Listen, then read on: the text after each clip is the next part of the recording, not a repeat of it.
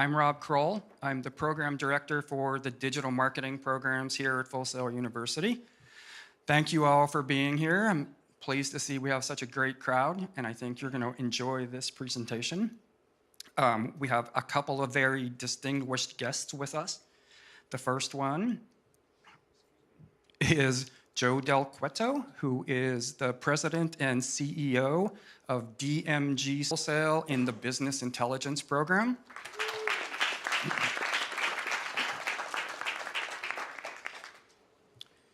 And finally, we have Glenn Zimmerman, who is with a company or an organization called Humanity, among other things.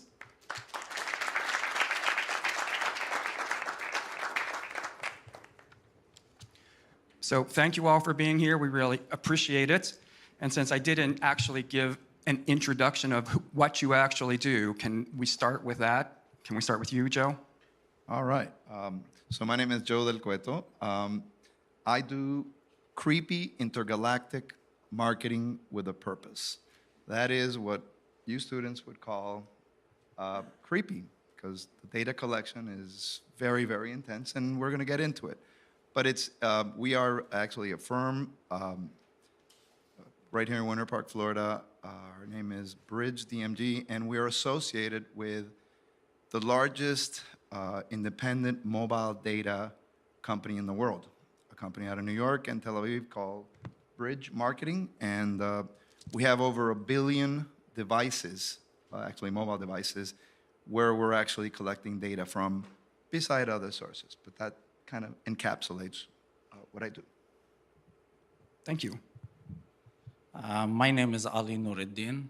I am an educator. I work here at Full Sail, as my colleague said. Here at Full Sail, as my colleague said, and I have taught in many universities before and went on to work for Fortune 500 companies, and went on also to establish my own business, and back to academia and here at Full Sail. So I teach in the business intelligence, several courses.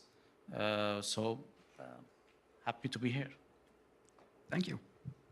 Hello, everybody. My name is Glenn Zimmerman. I'm the Chief Communications Officer of a company called Humanity.co, and that we're calling it the 31st human right. That with ownership of your data as your property, you can not only potentially monetize the data, but you can, more importantly, it empowers the individual as we're going more and more into a data-centric world.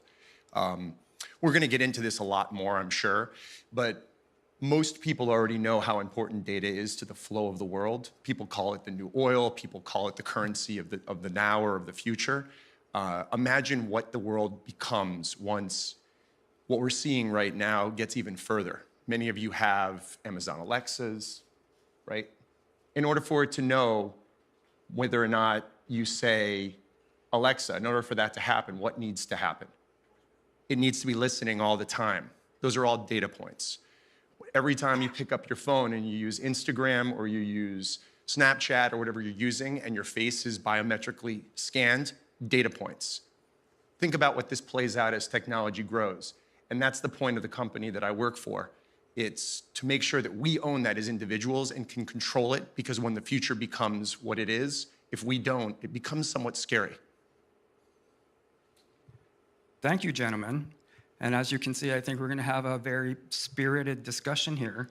But so let's go back to the beginning here. This presentation is called Your Data is Everywhere, right? Because as Glenn was saying, your data is everywhere. Alexa's listening to you, your smart TV knows what you're doing, your phone knows where you are all the time. And so we want to talk about how do companies and organizations use the data they gather about you as for a business purpose, but how do they do that in an ethical way? Because I think we were talking backstage that because there is so much data out there about us individually, we're getting to a point where there's going to be so much information out there that there may be no turning back. So we want to make sure that we all, but it can be, right? We all see, you know, if you have Gmail and you start getting ads on the side of your Gmail that are based on the content of your mail, like that can get to the point where it feels invasive. So, you know, trying to figure out where is that line and how do we actually draw that line? So let's start the conversation on the positive side. What upsides are there for organizations that are able to collect data about us, and how do they use it? Anyone can answer. It's interesting. I feel like the doomsday guy that says it's too late. Yeah. Um, if you all have mobile devices, do me a favor. Can you pull up your mobile devices? Just pull them up. Okay. Just what do you see when you open your screen? What do you see? Apps. Apps. Lots and lots and lots of apps. We're living in an app economy. That's just a fact. Those apps are windows. Those apps are where most of your data is being collected. We are led to believe that we are collecting data primarily in the mobile world, which is really the digital world, through location. Yeah, location's kind of cool, but the apps are throwing off a ton of data. How companies really, throwing off a ton of data. How companies really, a company's understanding of your behavior, of your patterns, at least is intended to be able to serve you better. So at least the original intention is a good one. Where this thing gets a little tricky is there's aggregators. So if company X that sold me a blender knows about me and knows how I use my blender and knows this, that, and the other, that's kind of cool. I mean, I don't mind. Probably Amazon is a really good example. I mean, they complicated because now you have an aggregator that has a lot of people's data. So I think at least the intention is a good one. Yeah, I'll just step in and just say, I mean, straightforward with everybody here, and I think we all need to really embrace this notion. There's nothing wrong with data. In fact, I think data is very important. It can do everything to help make our lives more efficient. Data is going to fuel autonomous vehicles, which are going to free up more of our time. Data fuels medical research and cures. Like, there's so many incredible points of data that are relevant to our world. Don't think that data by itself is necessarily evil. I mean, that's not the point of this conversation. And I think anybody who thinks that data is wrong, I've been joking around with my CEO about creating a campaign around, like, you can't be a data hermit, right? Like creating some funny little character that's a data hermit. You can't be this guy, right? Because, you know, some people will say, oh, I'm not on Facebook, so that way my data's not out there. But, well, no, but the data is being pulled from the energy consumption of your house. The data is being pulled from your GPS or your geolocation services as you go places. The data is being pulled from your credit card every time you swipe it. And this is one that's really interesting, and I can go on for many, many others, but the one that I think is most interesting is that your data is pulled when you go to a doctor and your doctor gives you a prescription, or your doctor takes your EKG, or your doctor says, all right, here's some lab work, because there's a secondary market that's taking place. A lot of you guys who are familiar with patient rights, and HIPAA, which is a Patient Privacy Act, think, oh, well, there's no way that information gets out there. But what ends up happening is 100% fact. This is not something that's my belief. This is the way it happens. You go to a doctor, the doctor then puts the information on your electronic medical record. The software company that owns the electronic medical record then de-identifies 18 different points, your name and some information that so-and-so would identify you. Now, sidebar, could you be re-identified? Certainly, but it's a different conversation. Then the de-identified data is sold on. The question is, what is the ethical way that that happens? That to me is what's really important. And what is the fair way for that to happen? Your body created those data points. Yes, it's de-identified, and yes, somebody else measured it. But shouldn't you have a say of where it goes? And back to what you were saying, Joe, there's nothing wrong with having all the data out there on your phone. but shouldn't you have a say as to where the data goes? Shouldn't you have control of it? And that is where what the company I work for and what more and more, the deeper I get into it, the more I realize that the only way to do that is through property ownership. It's an understood concept. Legally speaking, it's enforceable, right? Works with intellectual property. I couldn't take your pictures and then use those pictures to market my company, right? You would get very upset and you would win. Why couldn't the same thing happen with data? Well, I'll give an example, staying on the positive side. Going back to when I was doing my research for my PhD, and then after that, my focus at that time was forecasting the electric load demand. And what do we do with that? We need a lot of data to be able to forecast the need for electricity and the level of the need at any time. And this will enable companies, utilities, to avoid blackouts, to avoid and to plan their capacity better. And if we look at forecasting the load for about 1 year ahead of time, it will allow them to either add more capacity when there is a need, or do the capacity sharing between them and other companies and so on. So here on this side, if you look at it, data is very important because it prevents the consumer or the public from having to go and where they're able to control your thermostat and be able to shed it for about 2 minutes so that they can alter the scene of the demand.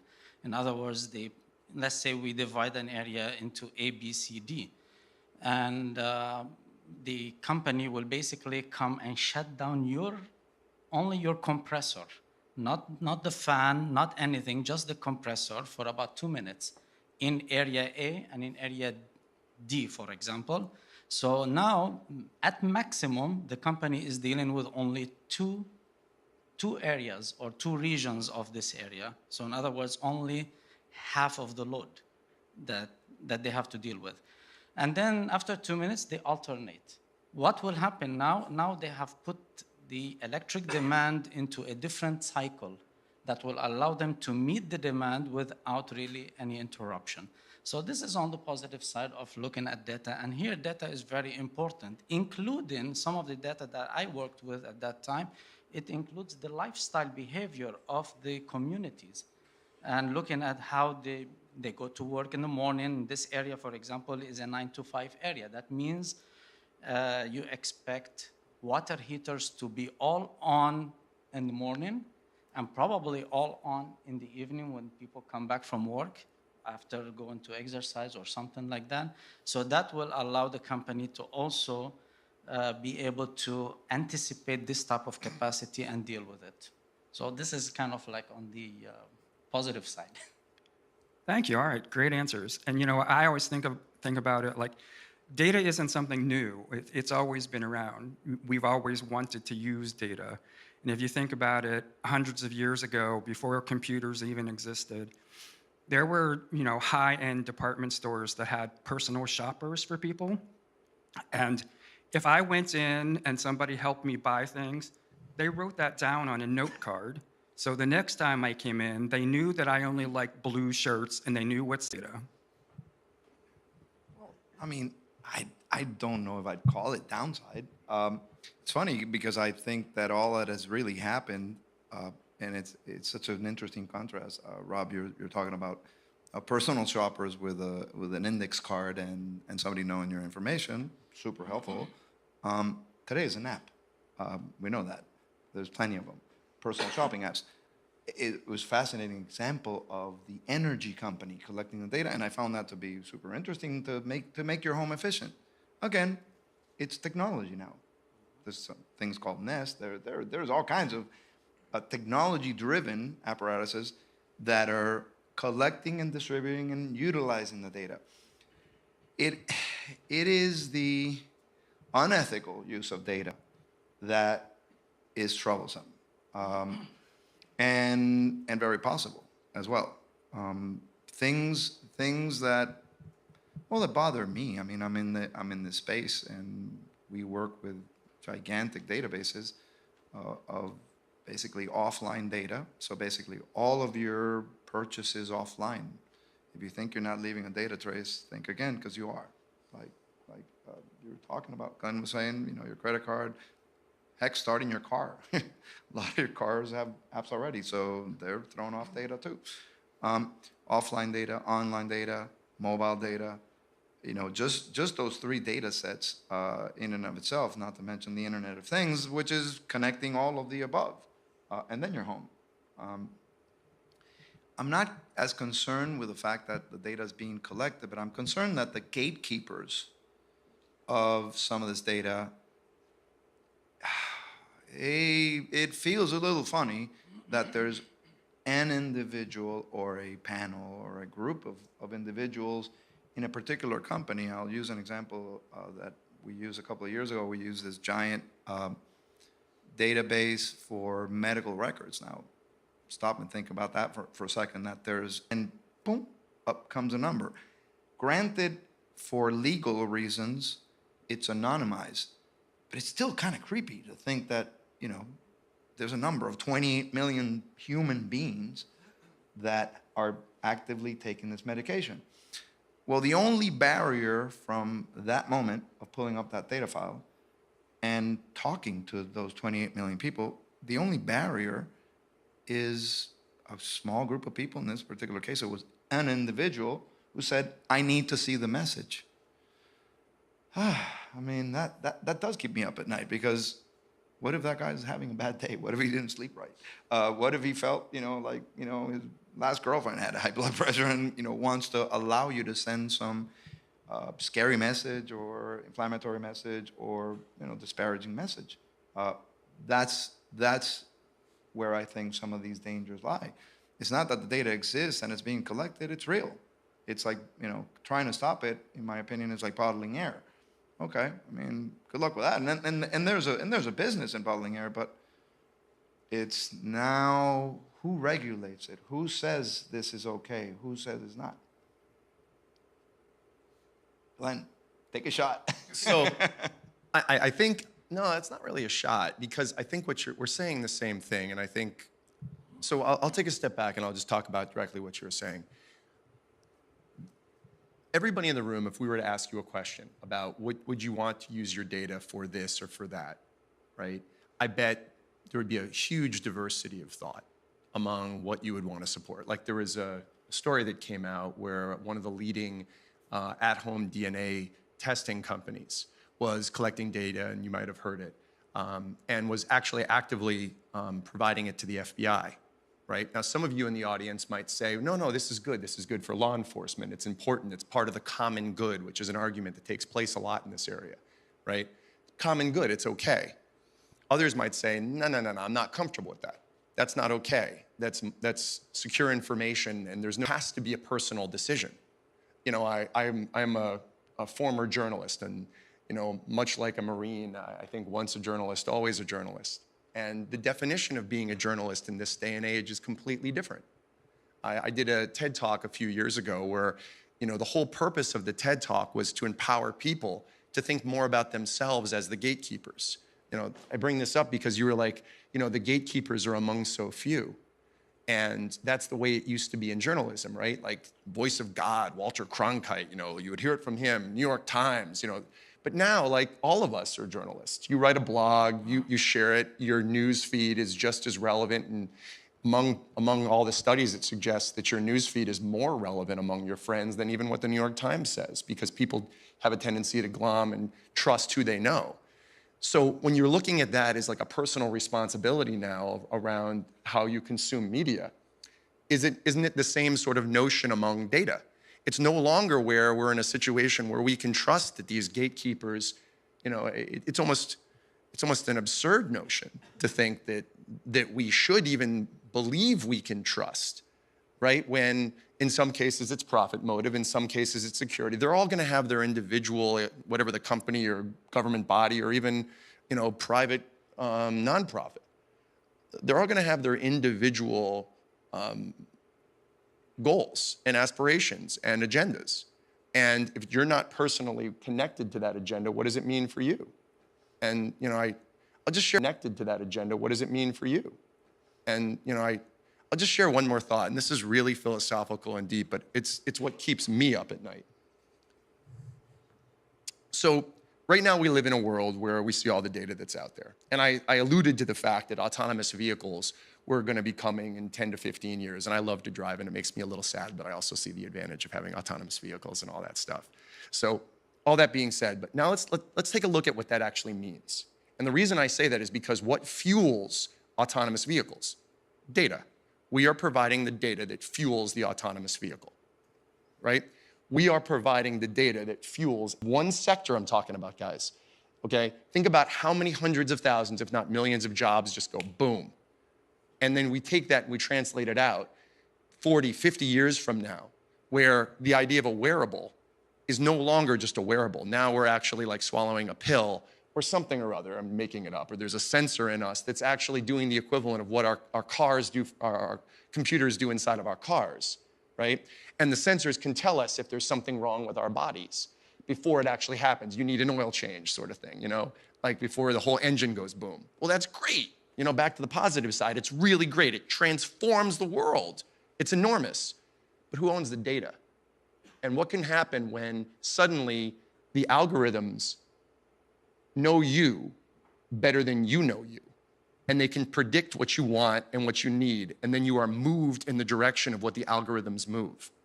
And this is what keeps me up at night because, and it sounds so far-fetched, and it sounds like I'm one of those guys who's screaming from the side of the street with this rabid conspiracy theory, but it's not a conspiracy theory.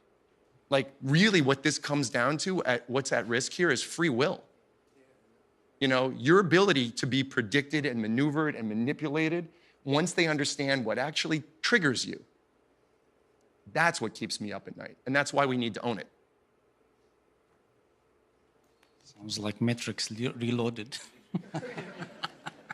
Sci-fi in a lot of ways comes true. I mean, a lot of that stuff, it was created because it has sense. Sci-fi in a lot of ways comes true. I mean, a lot of that stuff, it was created because it has senses of reality. I mean, you see what's happening right now. Is it really? I mean, honestly, guys, please come at me. I'm looking forward to the questions. Does what I'm saying, hands up, does what I'm saying sound unrealistic? Hands up, how much actually can see that there's reality to what I'm saying, that there is truth to it? Yeah. Now you see, now I have to engage you. And do you please tell me if you really, really believe that all of us are walking antennas? We are. Those devices you have with change. You said, I want to be on this platform. I want to be on Snapchat. I want to be on this and that. Well, you made an exchange. You signed, you agreed, you said, okay. You can play on my platform. And you can hang out, put pictures, talk to your friends, X, Y, Z, and the platform has the right to suck up all this data, market you, remarket you, do all kinds of things and sell. So it's like the price of living in the modern world. I mean, I had a conversation a few years ago with the CEO of one of the coolest tech companies that at least I've been associated with, also a mobile company. And I said, Tim, privacy's gone. And he actually looked at me and he said, Joe, why do you care? And I said, okay, this is weird. It says only 3 groups of people need to care. I said, now we're going to have a conversation, right? Who are those 3? Am I in those 3? Well, he described it pretty accurately, and it's interestingly enough, it's all law enforcement related. So I said the first group, if you're buying or selling ammo of any funky, explosives and, 10 million rounds or whatever, ammo, if you're buying or selling it, you should be worried. Yes, there are people that know where you are. Secondly, if you're recruiting for any sort of subversive movement, whether it's internal, external, right, left, it doesn't matter. Yeah, you should be worried. You shouldn't be hanging out talking about that stuff. And please don't buy the dark web thing. It's non-existent. Not for this kind of collection. When you're talking law enforcement, you're talking we can see everything. And the third one, which makes me proud, interestingly enough, to be part of this industry of data collection on a big data basis, is children. If you are involved in any sort of funky behavior with children, dating children, it's possible. And cross-tabulating against the big data. So if you are doing anything with children, we can see you within 20 yards. So if you're not one of those three groups, what do you care, Joe, about your privacy? I mean, it is a bit of a disturbing thought, but at the same time, if I think that it's keeping me safe at night from those three groups, I'm okay with it. Well, I think the notion that he's talking about is being manipulated. And that is really the key here, is are we being manipulated or not? And the other point is that we are also responsible. I mean, every one of us has on his phone maybe at least 20, 50, 20, 30 apps. And we are just saying, okay, just give me the app. We are responsible in that sense. If we are really particular about what we want to share and what we don't want to share, we need to be somewhat vigilant and at least read the stuff before we say, okay.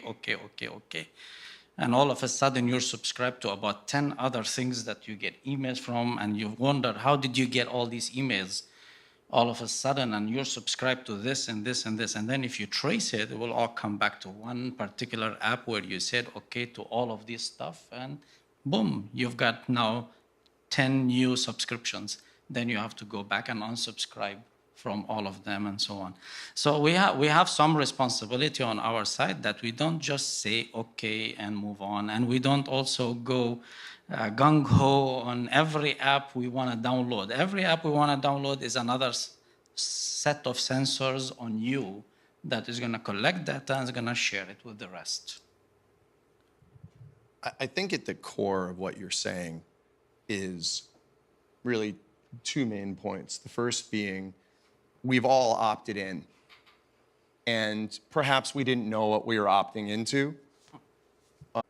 Is that what you're saying? Actually, beyond that, because there are apps. So just not going to get technical on you, but I'm going to give you some really top-line explanations. It's called an SDK. So it's just a little piece of code, software, that's embedded in the apps. Pretty much every app you have on your device has somebody's SDK. I happen to be associated with one that has thousands of apps. But there's others. There's other people that have their own SDK. So your apps have an SDK. What happens with that SDK is that as you gave it permission, you're absolutely right. You signed and you said, I agree. You gave two permissions, actually. At least we collect two permissions because we use our data for marketing purposes. So we have a finite objective, which is to message you, okay? So first is you agree that app is now sweeping your phone 24/7, meaning it's looking at the operating system. Again, if you guys pull up your phones and you just hit general settings, everything you're seeing, I have two young people here in the front row that work with me that are students right here. They have a database that sees exactly what I'm talking about. They're seeing the operating system of your phone, which means, and now think about that and multiply that times 1 billion phones.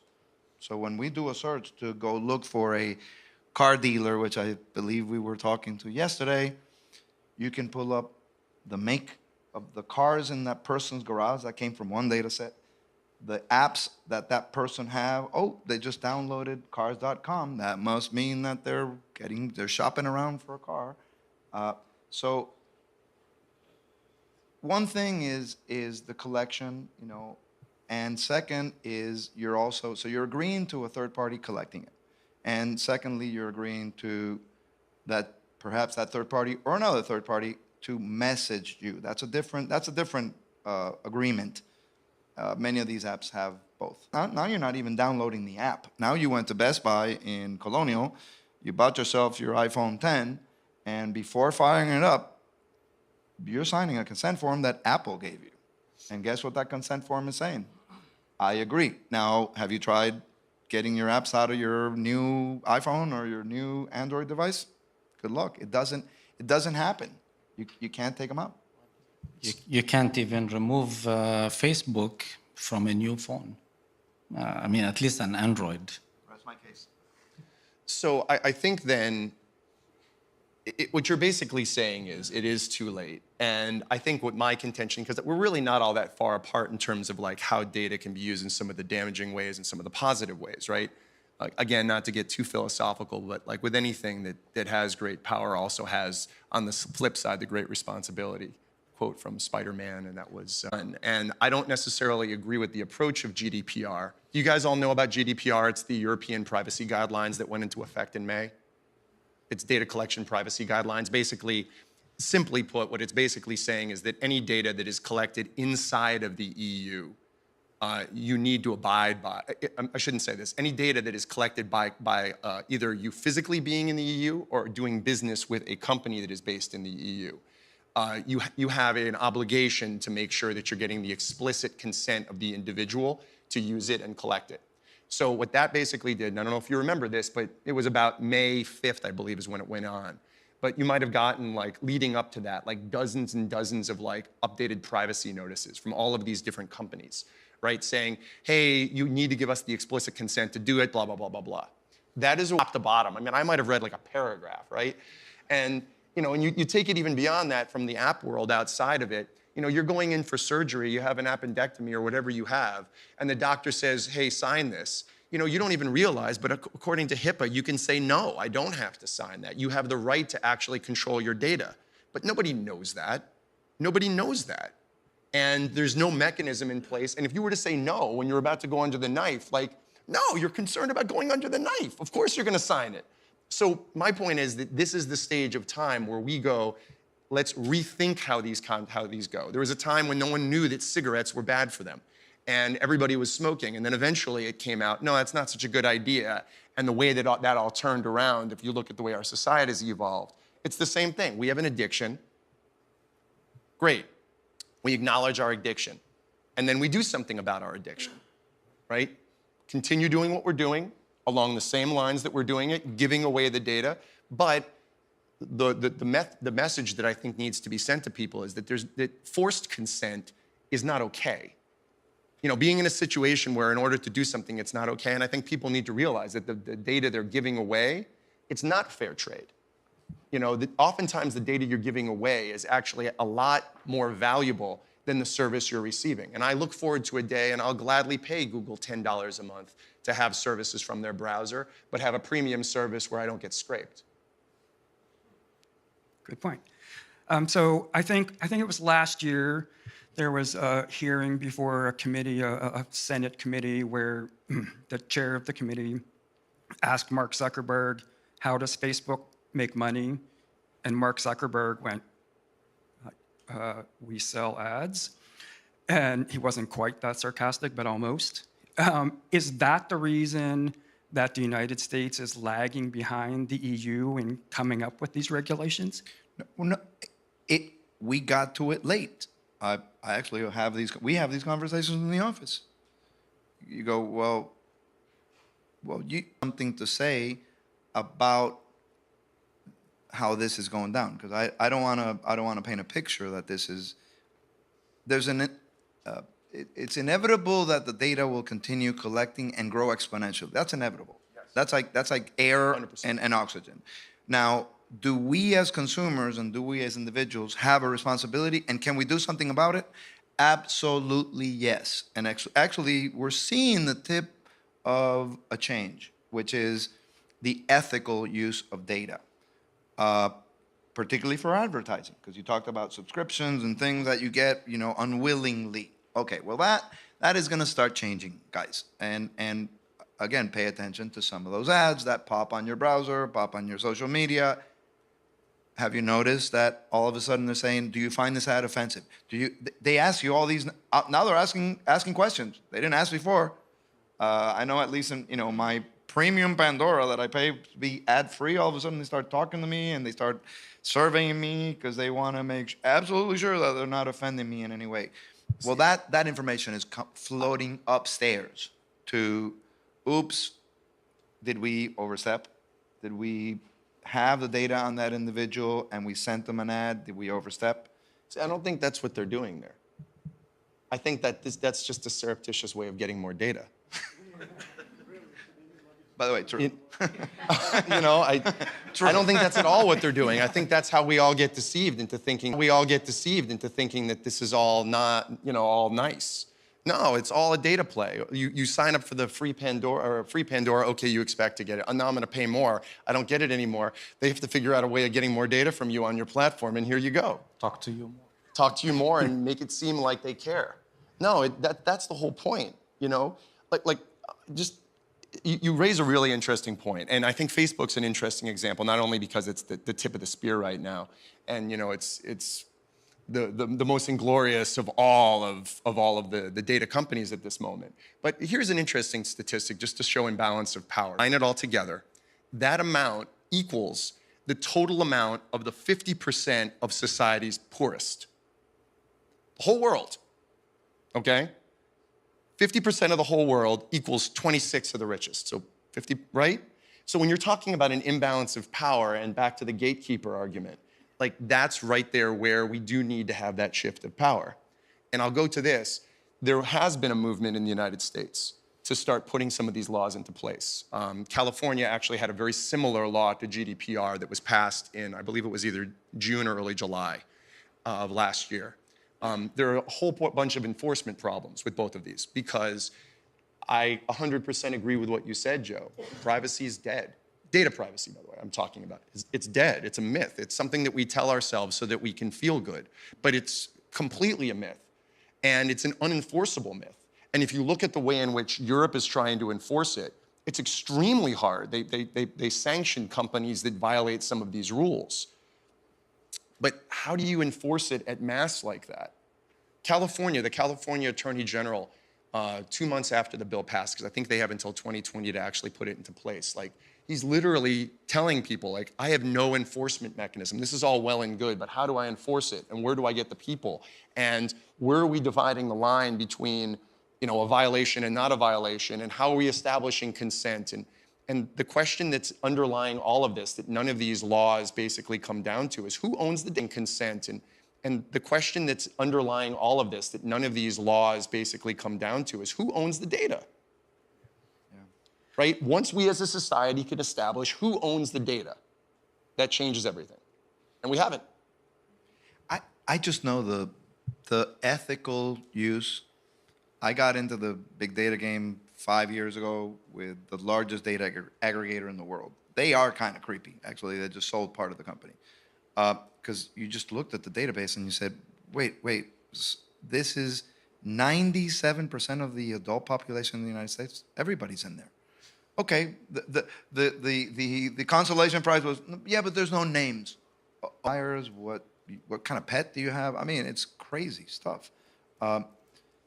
From there to see how it has actually evolved, at least from a marketing and messaging point of view, data ethics, the ethical use of data is becoming, to use a term that's more your generation than mine, it has become a thing.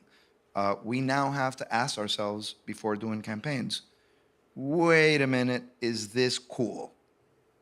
Just because I can pull up, and I'll give you an example. The LGBT community in the United States, super good target from a marketing perspective. It's just almost a perfect target in terms of marketing. Well, good luck trying to get a hold of critical mass scale within that group of individuals. Well, our company has scale because since we see pretty much all the devices and the devices have all the apps will tell us. But then there was a question, what are you gonna send? Because, yeah, sure, 2 million people popped up and you go, whoa, that's a nice number. But are you asking the question because you're concerned about public outcry? Yes, and reaction. blowback. Or you're concerned about blowback. There's not like an underlying moral principle that is being followed in the industry. That's the whole point. You're right. That's the point. Like, You're right. again, ethics is based upon the individual, and I think that there's ways of looking at ethics differently. One is how ethically we're using the data. Is it for a proper good? Okay, all right. But then there's also really interesting ethics, like the way in which the data is actually accumulated, the algorithms that actually pull the data. There's all sorts of studies that show that the data points themselves are biased. Like if you're an African-American female, you're an unrepresented group. Or more importantly, your point of view because of that is actually shifted, and you're not even targeted in a way that's meaningful or helpful. And so that's a whole other issue. We were talking a car to drive. You can easily put sensors around the car, and the car could know, all right, I got to keep this vehicle 10 feet in front of me, and I got to keep my sides clear and all that sort of stuff. But what if a baby or a toddler runs into the middle of the road? How do you program the autonomous vehicle ethically what to do under those circumstances? Because the autonomous vehicle's primary role is going to be survive, not crash. But a human being would crash the car, get a little hurt so they don't kill the toddler. So how do you program this future in this way, in an ethical way? So that's the way I start looking at ethics. And that comes back to this idea is if we don't have physical control of what is an output from our bodies, and by the way, I don't want to just completely consume the conversation with it, but I couldn't be more passionate about the notion of it because I don't really know another way to get control of it. There's no other mechanism other than property control. It worked with intellectual property. If we think about labor rights, this was another movement that happened all the way through like unionization and slavery and everything else. Like all of that this is a movement, right? If we don't get control of this, it starts looking bleak. All right, so one last question before we open it up to questions from the audience. What we often tell our students is the job that you have for 5 years from now may not even exist today. And that's probably nowhere more true than in the stuff that we're talking about here.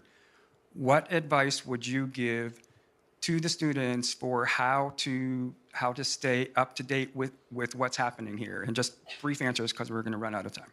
Read, and open your mind. Actually, I have two former students here who they didn't study data science, yet this is what they do every day. They monkey around with data bases, that then turn into marketing strategies, that then turn into advertising campaigns. So it's be open to the fact that even data is changing the ecosystem that you're all going into. So this call it that if you just start wrapping your heads around it and start reading and start getting involved, these may be the jobs of the future. And by the way, they don't suck. You can actually have good jobs. Thanks, Joe. They don't suck and they pay pretty well. Basically, I agree, of course, read, and also develop your soft skills because in data analysis and let's say data analysis, business intelligence and other things, the key element that is missing according to about 80% of CEOs that were interviewed or surveyed by the Harvard Business Report, that the last mile of communication between the data analysts and business intelligence and so on to the CEOs is missing. They're not able to communicate in the right reporting and the right information, basically. So it's very important that you develop your soft skills and you keep on training and so on. And if I may, just one more thing, in order for you to get the next job is also to embrace good social media behavior, because that is also another way for companies to screen you once you apply. According to 2015 surveys or statistics, 51% of job applications were denied simply by looking at their social media behavior. So it's very important that you understand that this is your other resume, There's your professional resume that is going to the company, but then the company is interested in you. Now they go to your social media, they look at you, how you behave, what you do, and so on. So you need to maintain good social media behavior. And hopefully that will protect you against at least from being screened at the beginning. I think it's a really great point. And what I would say, think. And while that sounds very trite, I think it's really important to think about where our society is going and where what you're interested in doing plays into this data game and how things move. You know, obviously, if I were talking to a group of truck drivers right now, given my analogy I used before, I would say to them, think about this, right? Plan for it, make an exit, figure out where you could get. Maybe there's, because you have a knowledge of the trucking industry, maybe you can actually learn computer programming. And through learning computer programming, you can be on the forefront of the revolution as all these vehicles go autonomous, right? Like the point being is think about what you want to do and think about where society is going and think about, and by doing that and taking that sort of empowered approach to things, not just allowing the world to come to you, but thinking through where is it headed and then where you want to be, you're going to be at least 2 or 3 steps ahead of everybody else because nobody else is going to be thinking about it. We were talking about this behind the stage here.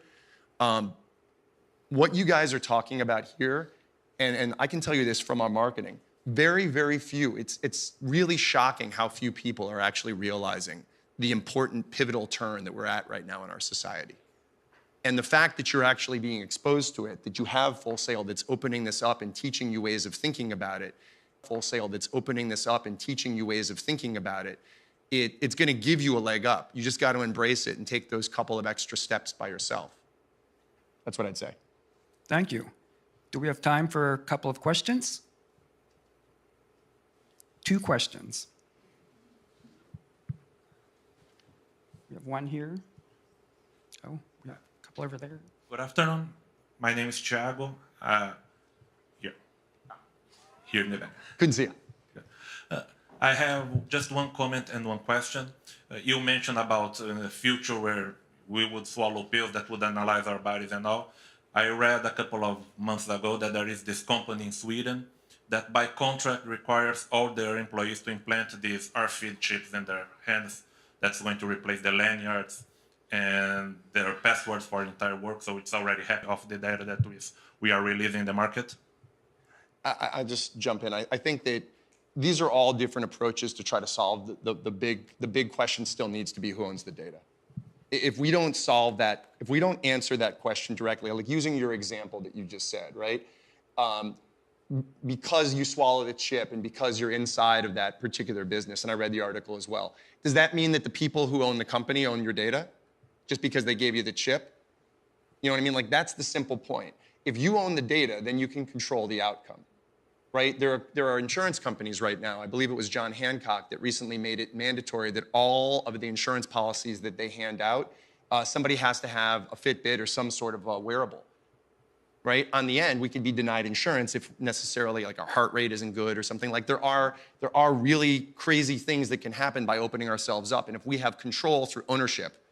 So my answer to your question is, sure, it makes it more transparent. Like my company uses blockchain to actually develop all of our apps, which are going to allow you to permission and control how your data is used, which is the ultimate in transparency and the ultimate in a sense of open source in a sense, right? So I'm entirely with you from that standpoint, but there still needs to be an agreed upon construct that explains very clearly who owns things.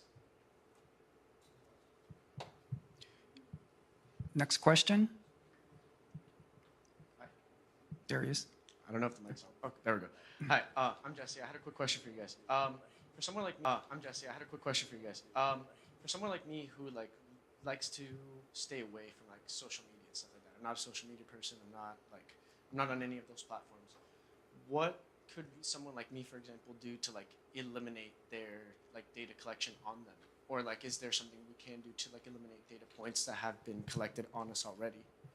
If that makes sense. There's opt-out features. I don't know. I don't want to be the pessimist in the room, but it's the reality. There's opt-out features. I mean, actually, I recommend to all of you. It's the company. It's called Axiom. They say, show me what you have on me, and you can at that point opt out.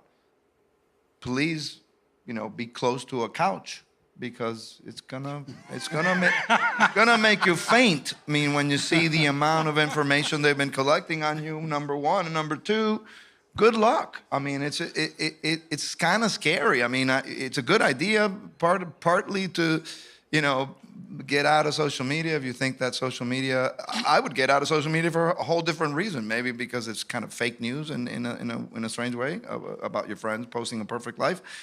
But in terms of collecting, protecting your own privacy by just getting out of social media, you'd have to go live under a rock, and I don't know how that works. Yeah, you can't be a data hermit.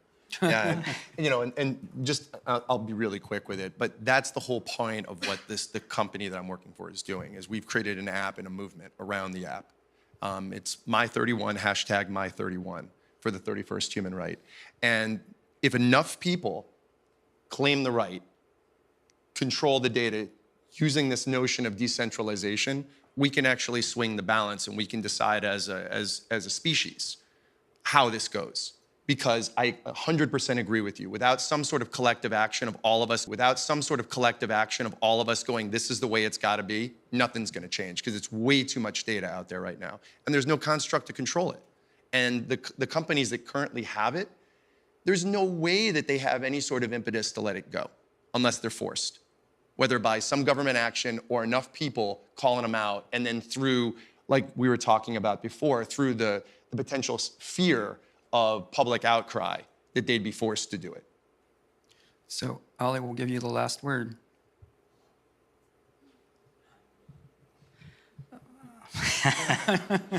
You caught me off put you on guard. the spot there. Basically, I'll just kind of answer the question there.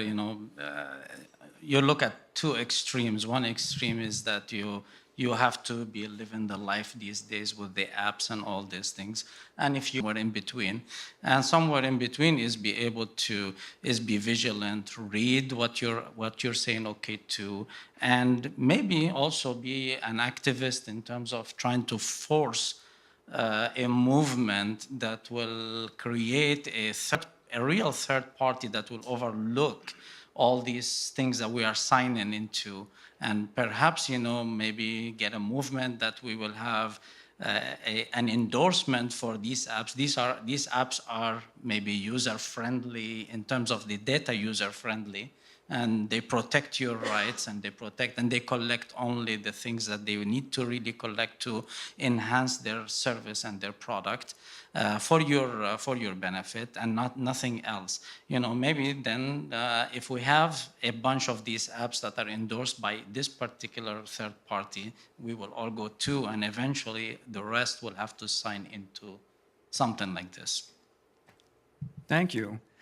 All right, well, unfortunately, we have to bring this to a close. As you can see, there's a lot of passion up here on this panel, so I'm sure that if you have questions afterwards, they would be happy to stick around for a few minutes and chat. Thank you, gentlemen. We really appreciate you being here and sharing all of your knowledge. Thanks, Rob. Great. Thank you.